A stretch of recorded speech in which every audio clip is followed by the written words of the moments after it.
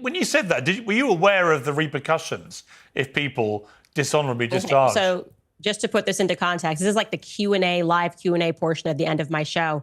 And being facetious, but also being completely honest, that they should begin to consider, and that was somebody asking, what should we do? Like, should we leave the military because they also do you regret are saying recognizing that? No, I don't regret saying that. I don't But regret you know the having repercussions if you do discharge dishonorably.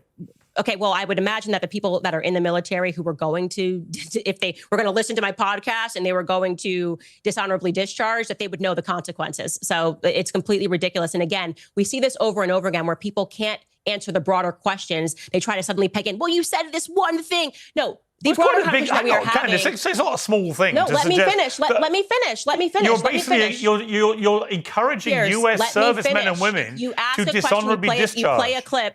You play a clip, and I'm trying to answer it. You know, you can't do that. You ask a question. Well, you're trying to downplay it, and I'm responding. No, I am. No, you're trying to upplay it. Is what the issue is. This is exactly. I'm just repeating what you said.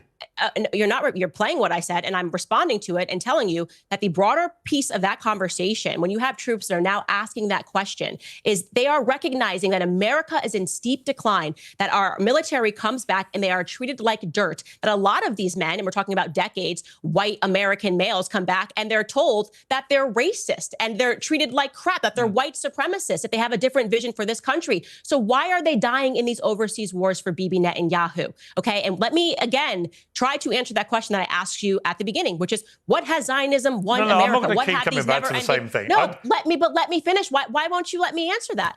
Why won't you let me actually say what people are recognizing? You come back and there are open borders and you're told that you are racist, okay? You come back and you're told that you are racist if you don't want open borders. Meanwhile, you're sent overseas to defend Israel's borders. It's a nonsense. And who's funding these open borders? According to Barry Weiss, and I quote, Barry Weiss said this verbatim, the Jewish connection to the refugee is not a conspiracy. That's something that we are very proud of. And she was referencing the organization HIAS, and she says it explicitly, which she said what was started by them in the 1880s, which includes immigrants that have come in like Sergey Brin.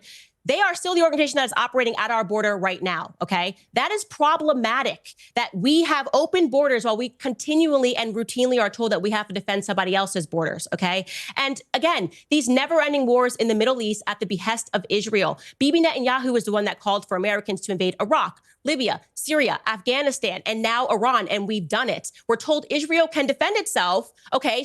But why do we have currently 2,000 troops that are in Syria under the guise of fighting ISIS? And like I said, we know Israel themselves fund terror-adjacent militants like they did to overthrow Assad. And we're done with the BS of, okay, well, they weren't really involved, Israel, in Afghanistan, because even when we fight those never-ending wars, Israel wins.